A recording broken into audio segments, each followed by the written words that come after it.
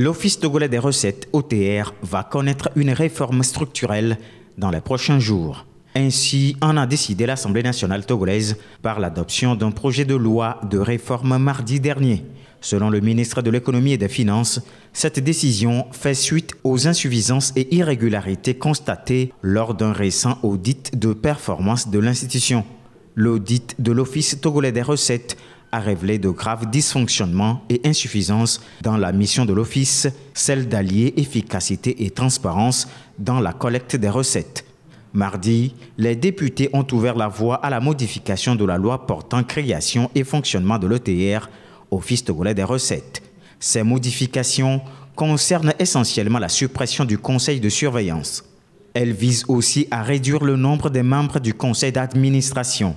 Selon la nouvelle mouture de la loi, le ministère de l'Économie et des Finances sera un peu plus regardant dans le fonctionnement de l'ETR en tant que ministère de tutelle.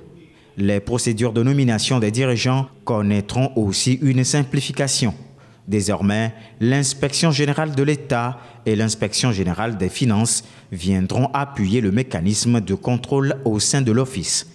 Pour le ministre de l'Économie et des Finances, instigateur de ces réformes, ces modifications entendent accroître la transparence, l'efficacité et la performance de l'ETR. Par ailleurs, une seconde loi a été votée à l'Assemblée nationale.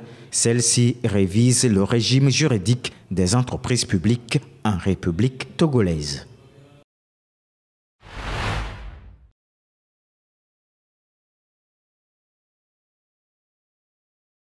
La Cour des comptes publiait en septembre 2024 ses observations sur la gestion de la commune de Tonne 1, exercice 2019 et exercice 2020.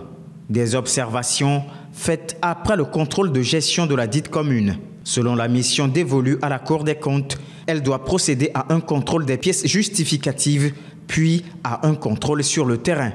De cette manière, l'administration communale pourra, en cas de besoin, fournir des explications suite aux pièces justificatives manquantes.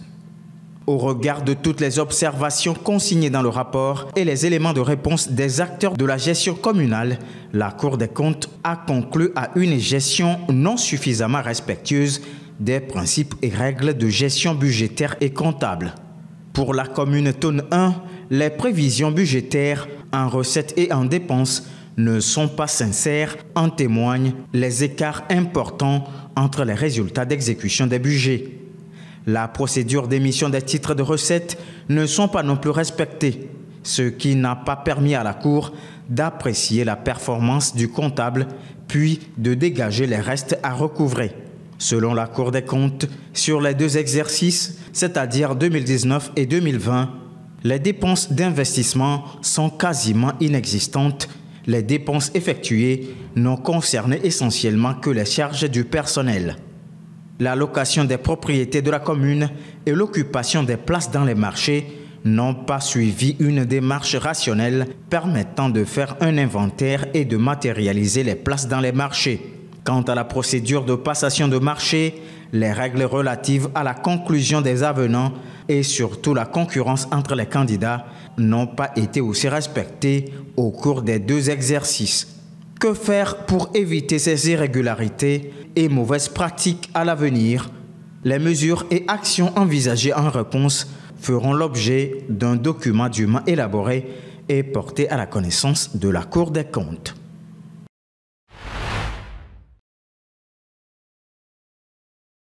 Au Togo, un rapport récent d'Afrobaromètre, un réseau de recherche panafricain indépendant, révèle une tendance inquiétante. Plus d'un tiers des citoyens envisagent quitter le pays. Cette vague potentielle d'émigration est principalement motivée par des difficultés économiques.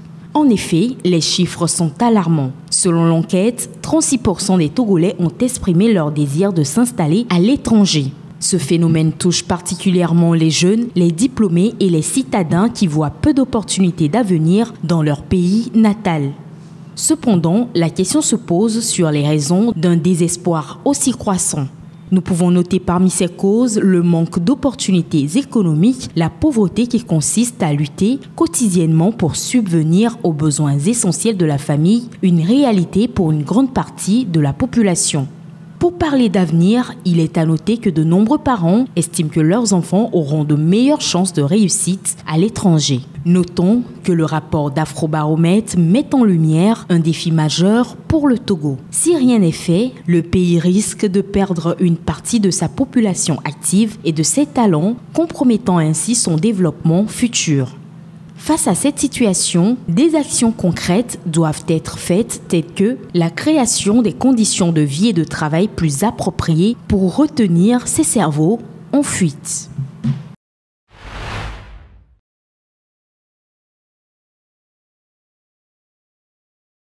Depuis 2022, le nord du Togo fait face à une montée inquiétante de l'insécurité liée au groupe terroriste affilié à Al-Qaïda.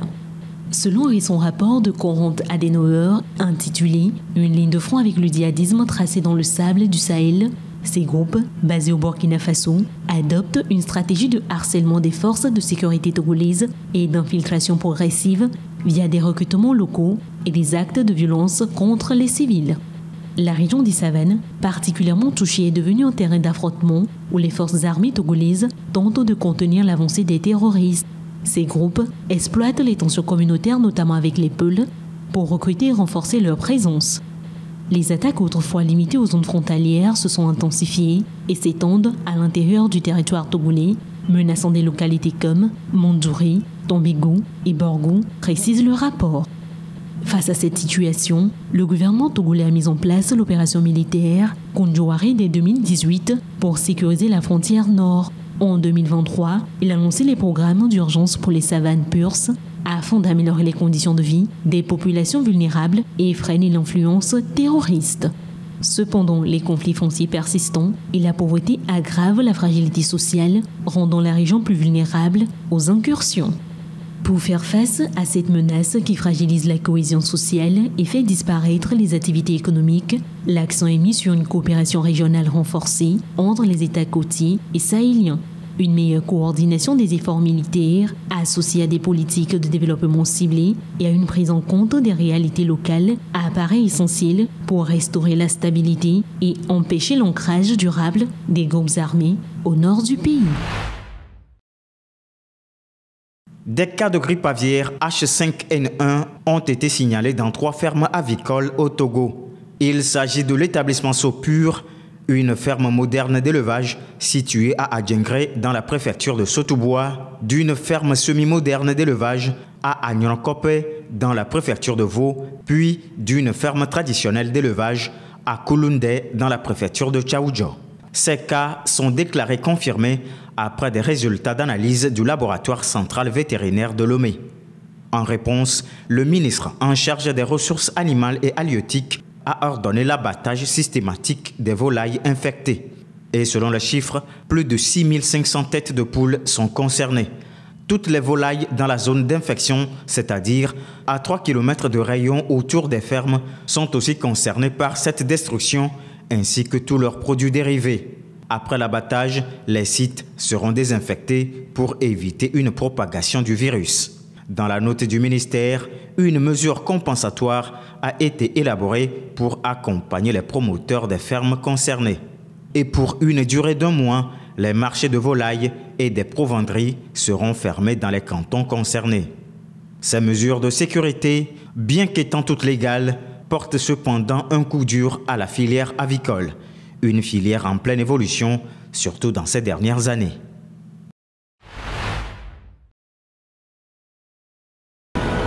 Au Sénégal, après la Cour des comptes, c'est au tour du Fonds monétaire international de remettre en cause les données de l'exercice budgétaire 2019-2023.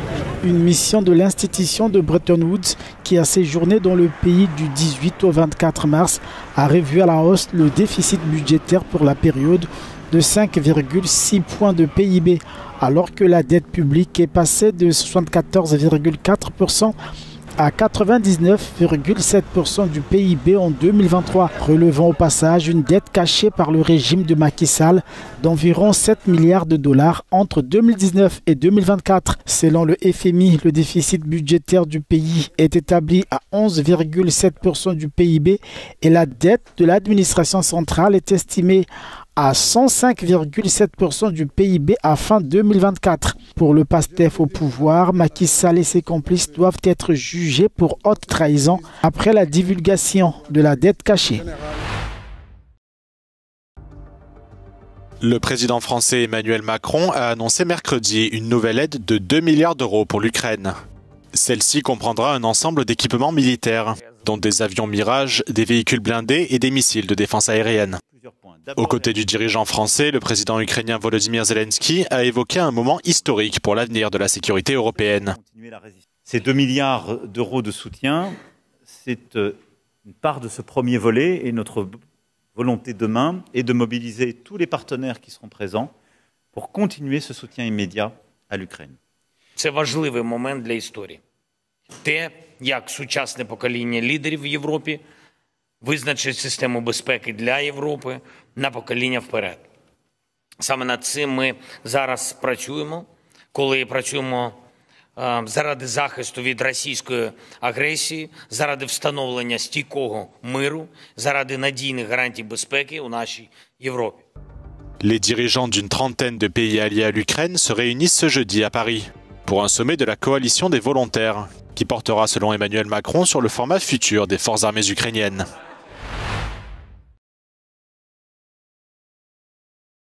Réaffirmer le soutien indéfectible de l'Alliance envers la Pologne et tous ses autres alliés face à la menace russe.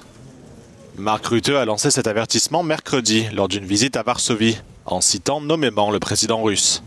If anyone were to miscalculate and think they can get away with an attack on Poland or on any other ally, they will be met with the full force of this fierce alliance. Our reaction will be devastating. This has to be very clear to Vladimir Vladimirovich Putin and anyone else who wants to attack us. Selon Mark Rutte, la Russie pourrait lancer une nouvelle attaque sur le sol européen d'ici la fin de la décennie. Pour sa part, le Premier ministre polonais Donald Tusk a exhorté l'Alliance à se préparer à différents scénarios de négociation entre les États-Unis, la Russie et l'Ukraine. Mark Rutte et Donald Tusk sont attendus ce jeudi à Paris pour une réunion de la coalition des volontaires. Nasz wpływ na te negocjacje jest ograniczony, powiem delikatnie. Więc musimy tym bardziej jako NATO, my jako Polska, być przygotowani na scenariusze, które nie są przez nas w 100% pisane. Le président américain Donald Trump a imposé mercredi des droits de douane de 25% sur les voitures et pièces détachées importées aux États-Unis. Donald Trump a indiqué que ces derniers droits de douane entreraient en vigueur les 2 et 3 avril et que les taxes sur les pièces détachées commenceraient en mai ou plus tard. Il a affirmé que cette mesure favoriserait la fabrication nationale. Anywhere from 600 billion to $1 trillion will be taken in over the relatively short-term period, meaning a year from now. À la suite de cette annonce, la bourse américaine a chuté. La présidente de la Commission européenne, Ursula von der Leyen, a réaffirmé vouloir protéger les constructeurs européens. Le Premier ministre canadien, Mark Carney, a également réagi. A direct attack on the very workers that I stood in front of, Unifor workers I stood in front of this morning at the Ambassador Bridge. A bridge that is a symbol and a reality up until now of the tight ties between our two countries, ties of kinship, ties of commerce, ties that are in the process of being broken. Les analystes ont prévenu que cette décision risquait d'entraîner l'arrêt temporaire d'une grande partie de la production automobile aux États-Unis et d'aggraver la guerre commerciale mondiale.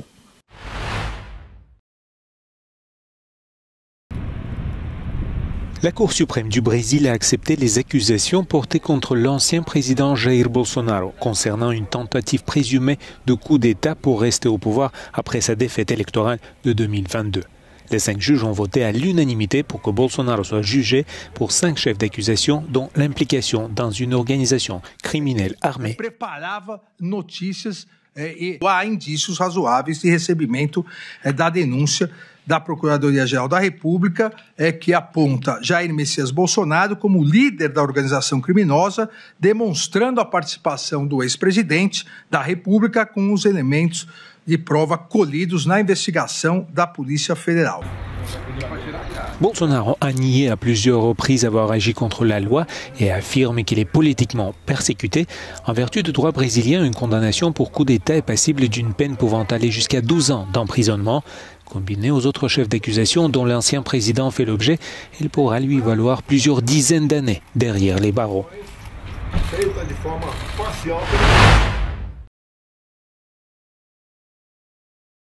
La colère gronde dans le nord de Gaza.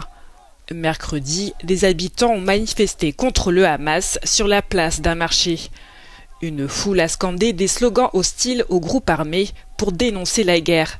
Les pancartes affichaient « Arrêtez la guerre » ou encore « Le sang de nos enfants n'est pas bon marché ». Les manifestants visent le Hamas et Israël, mais aussi l'autorité palestinienne et les médiateurs arabes. Cette colère éclate après la reprise des bombardements, une semaine après la fin du cessez-le-feu. Le Premier ministre israélien Benjamin Netanyahou a promis d'intensifier la guerre jusqu'à la libération des 59 otages. Les combats à Gaza se poursuivent. Plus le Hamas persiste dans son refus de libérer nos otages, plus la pression que nous exercerons sera forte. Et je dis au Hamas, cela inclut la saisie de territoire et cela inclut d'autres choses que je ne dirai pas ici. Le ministère de la Santé de Gaza affirme que plus de 50 000 personnes ont été tuées depuis octobre. Mercredi, 39 nouveaux corps ont été recensés.